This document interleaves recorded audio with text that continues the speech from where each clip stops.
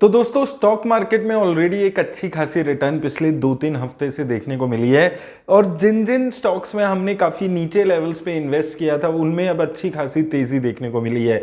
इसीलिए मैं आपको रेगुलरली एक ही चीज़ पिछले कई टाइम से बोल रहा हूँ कि जब जब फंडामेंटली जो अच्छी कंपनीज हैं उनमें गिरावट देखने को मिलती है, वो शेयर्स लोअर लेवल पे आते हैं, तो आपको डरे बिना घबराए बिना उन शेयर्स में थोड़ा थोड़ा करके अपने पैसे को इन्वेस्ट करते रहना है, क्योंकि ये जो शेयर्स वो लॉन्ग टर्म में अच्छी रिटर्न्स देने ही वाले हैं। और जब जब मार्केट में एक अच्छी रिटर्न्स आएंगी तो इन स्टॉक्स में भी आपको अच्छे रिटर्न्स देखने को मिलेगी। जैसे कि पिछले कुछ टाइम में हमने आईसीआईसी बैंक में देखा, एसबीआई कार्ड्स में देखा, एचडीएफसी बैंक, ये जितने भी अच्छी क्वालिटी के शेयर्स हैं, जब जब गिरावट आए इनमें थोड़ा थोड़ा आप एडिशन अपनी कैपेसिटी के हिसाब से इन्वेस्ट करते रहिए और आपको एक अच्छी रिटर्न्स मिलेगी। बस आपको ध्यान क्या रखना है, जो भी पैसा आप इन्वेस्ट कर रहे हो, आपका सरप्लस पैसा इन्वेस्ट करना है, वो पैसा जो आप अगले 5-7 साल तक आपको नहीं रिक्वायरमेंट, उस पैसे को इन्वेस्ट करना है।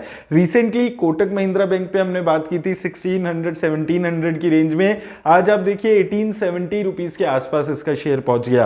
काफी सारे लोगों को डर लग रहा था एचडीएफसी लाइफ के शेयर को लेकर। देखिए इतनी स्ट्रॉन्ग कंपनीज, गवर्नमेंट के एक डिसीजन से इनके शेयर्स पे इतना असर नहीं आता, तो 450 के लेवल्स तक इसका शेयर गया था, वहां से गिर के फिर से 535 रुपीस के आसपास इसका शेयर यहां पर आ चुका है। तो जितनी भी अच्छी क्वालिटी की कंपनीज हैं उनको जब भी आपको मौका मिले थोड़ी थोड़ी क्वांटिटीज में ऐड करते रहिए।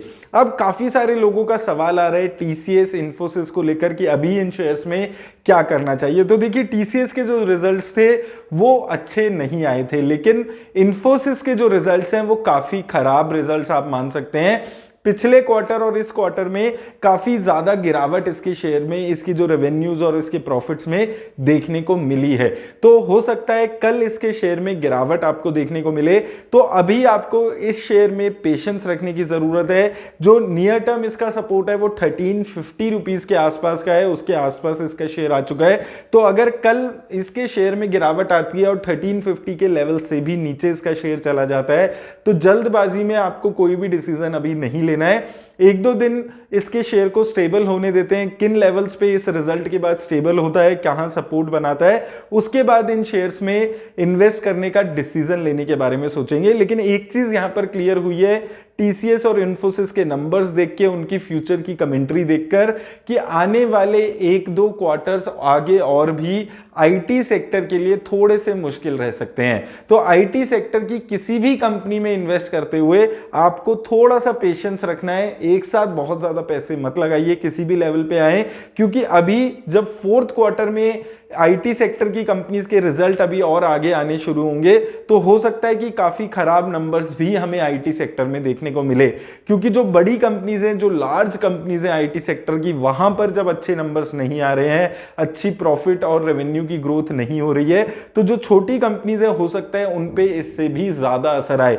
तो आईटी सेक्टर की इन कंपनीज में बहुत ज्यादा वॉलेटिलिटी रहेगी जब तक इनके रिजल्ट्स नहीं आ जाते, और अगला 1-2 क्वार्टर डिफिकल्ट हो सकता है। और अगले 1-2 क्वार्टर, आने वाले 6 महीने में ही आपको अच्छी अपॉर्चुनिटीज आईटी सेक्टर में मिलेगी। तो इस वक्त आईटी सेक्टर को थोड़ा सा अवॉइड करके चलिए। जब भी अपॉर्चुनिटी मुझे लगेगी किसी शेयर में अच्छे प्राइसेस आएंगे, तब हम लोग बात करेंगे। जहां पर भी स्टेबिलिटी इनके प्राइसेस में आती है, जब आप आईटी सेक्टर में इन्वेस्ट करने के बारे में सोचें। इसके अलावा रिसेंटली एचडीएफसी बैंक के भी रिजल्ट्स अभी सैटरडे को यहां पर आए हैं, और एचडीएफसी बैंक के रिजल्ट्स भी देखिए, वैसे स्ट्रीट में अगर आप देखेंगे बहुत पॉजिटिवली बात हो रही है। 20% की ईयर ऑन ईयर ग्रोथ यहां पर इसके नंबर्स में देखने को मिली है। लेकिन वाई ऑन वाई तो अच्छी ग्रोथ है, लेकिन क्वार्टर ऑन क्वार्टर अच्छी ग्रोथ नहीं है। प्रॉफिट की बात करें या आप इनकम की बात करें, तो वो चीज एक थोड़ा सा मैटर ऑफ कंसर्न यहां पर रहने वाला है। तो हो सकता है इसके शेयर में, अब कल मार्केट में कैसा इसके शेयर में रिएक्शन आता है वो देखने वाली बात रहने वाली है। पॉजिटिविटी आती है या फिर न्यूट्रल मार्केट रहती है, क्योंकि क्वार्टर ऑन क्वार्टर उतने खास नंबर्स इस वक्त इस शेयर में नहीं आए हैं।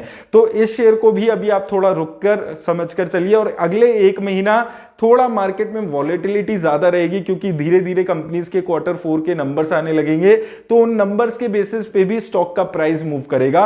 तो आने वाला 1 महीना थोड़ा सा आपको कॉशियस होके इन्वेस्टमेंट करने के बारे में सोचना है, अगर आप किसी भी कंपनी में इन्वेस्ट करने के बारे में इस वक्त सोच रहे हैं तो कॉशियस रहिएगा थोड़ा। एक महीना नंबर्स के ऊपर काफी ज्यादा स्टॉक के प्राइसेस में ऊपर नीचे यहां पर होने वाला है और अपॉर्चुनिटीज भी साथ में आपको यहां पर मिलने वाली है। इसमें से अगर हम एक दो कंपनीज की बात करते हैं तो एक डाबर मेरे को यहां पर अच्छी लगती है। 500 रुपए का अगर प्राइस आता है, लॉन्ग टर्म में अच्छा सपोर्ट 500 रुपए के आसपास है इसके शेयर में, तो 500 रुपए के शेयर में एक फंडामेंटली स्ट्रॉन्ग कंपनी आपको यहां पर मिलती है, तो उस प्राइस पे आपको नजर रखनी है। अगर इन शेयर्स इनके आसपास डाबर का शेयर आता है तो एक अच्छी अपॉर्चुनिटी हो सकती है। 450 और 500 की रेंज एक अच्छी बाइंग अपॉर्चुनिटी, एक बाइंग रेंज यहां पर हो सकती है। उस रेंज का आपको यहां पर ख्याल रखना है अगर आप इन्वेस्ट करते हैं। QSR शेयर्स में भी एक अच्छा उछाल देखने को मिल सकता है, जिसमें देखिए हमने देवयानी इंटरनेशनल पे काफी बात की है, 130-140 रुपीज के आसपास काफी सारे लोगों ने हमने बात की थी, अच्छा सपोर्ट है। वैसे ही दोस्तों आप देखिए अगर हम बर्गर किंग की बात करते हैं और बर्गर किंग के साथ साथ बारबेक्यू नेशन की बात करते हैं तो देखिए ये दोनों कंपनीज में एक अच्छा खासा गिरावट आई थी इनके रेवेन्यूज में, प्रॉफिटेबिलिटी में। उसका मेन रीजन था कोविड-19 की वजह से काफी ज्यादा इंपैक्ट इन कंपनीज के ऊपर आया था, स्पेसिफिकली बारबेक्यू नेशन के ऊपर। तो मुझे लगता है कि आने वाला 1-2 साल में बारबेक्यू नेशन और बर्गर किंग इनके शेयर्स में भी आपको अच्छी रिटर्न्स देखने को मिल सकती है और ये दोनों ही कंपनीज अपने 52 वीक लो के आसपास आ चुकी है, तो इनके शेयर में भी आप नजर रखने की यहां पर रखिएगा। यहां पर भी आपको अपॉर्चुनिटीज मिल सकती हैं। रिजल्ट्स इनके कैसे आते हैं इस क्वार्टर के, वो भी काफी ज्यादा इंपॉर्टेंट रहने वाला है, क्योंकि ये रिजल्ट्स बताएंगे कि ये जो इकोनॉमी में स्लो डाउन हो रहा है क्या उसका इंपैक्ट FMCG, QSR इन सेक्टर्स पे भी आ रहा है। क्योंकि जनरली ये माना जाता है जब स्लो डाउन आता है तो ये QSR, FMCG ये ऐसे सेक्टर्स हैं जहां पर एक अच्छी वेल्थ क्रिएट होती है, जो वैल्यू यहां पर बनकर आपके पैसे पे निकलती है। तो इन कंपनीज पे भी इस मौके पर आपको यहां पर नजर रखने की जरूरत है। केमिकल सेक्टर में भी अच्छे उछाल आ चुके हैं ऑलरेडी, जिन जिन कंपनीज में हमने इन्वेस्ट किया था, दीपक नाइट्राइट की, SRF की, इन सभी कंपनी में अच्छी रिटर्न्स हैं इस वक्त। तो अभी थोड़ा सा आपको इन ऊपर के लेवल्स पे इन्वेस्ट नहीं करना है। अगर फिर से गिरावट आती है तो हम उस वक्त इन्वेस्ट करने के बारे में सोचेंगे, क्योंकि रिजल्ट ओरिएंटेड बहुत ज्यादा ये महीना इन स्टॉक्स के लिए रहने वाला है। तो इन कंपनीज में भी हम ऑलरेडी नीचे के लेवल्स पे इन्वेस्ट करके बैठे हुए हैं, तो आप वेट कर सकते हैं। SBI पे मैंने देखिए लास्ट बार भी बताया था, फिर भी काफी सारे लोगों के सवाल आ रहे थे SBI के लिए बार बार। तो SBI पे देखिए 500 का एक अच्छा सपोर्ट लेवल है। 500 के लेवल्स पे आपको ख्याल में रखने हैं अगर आप SBI में इन्वेस्ट करने के बारे में सोचते हैं। अच्छी अपॉर्चुनिटी आपको 500 के लेवल्स पे मिलेगी। ICICI बैंक, HDFC बैंक, इनमें हमने ऑलरेडी काफी नीचे लेवल पे इन्वेस्ट किया हुआ है, तो इस वक्त सिर्फ अपनी वेल्थ को ग्रो होते हुए देखिए, इसमें और एडिशन करने की जरूरत नहीं है। ऑलरेडी अच्छे लेवल्स पे हमने इन कंपनीज में इन्वेस्ट किया हुआ है, तो इन कंपनीज पे आपको नजर रखने की जरूरत है। और थोड़ा सा ये पीरियड जो है इसमें हमने ऑलरेडी जब मार्केट 16,500, 16,800 पे गई थी तब इन्वेस्ट किया था, धीरे धीरे एक्युमुलेट किया था। अब थोड़ा सा वेट एंड वॉच करिए इस मौके पर, जब मार्केट में वॉलेटिलिटी रहेगी। लेट्स सी शेयर्स कहां पर जाकर सेटल होते हैं, ऊपर जाते हैं, नीचे जाते हैं उसको, और उसके बाद और फर्दर इन्वेस्टमेंट करने के बारे में यहां पर आपको सोचना है। स्पेसिफिकली IT सेक्टर को इस वक्त थोड़ा सा कॉशियस होकर आप चलिएगा। इसके अलावा जो भी आपके शेयर से रिलेटेड सवाल हो उसको कमेंट सेक्शन में डाल दीजिएगा। मैं कोशिश करूंगा नेक्स्ट वीडियो में उन शेयर्स को भी इस वीडियोस में कवर कर पाऊं।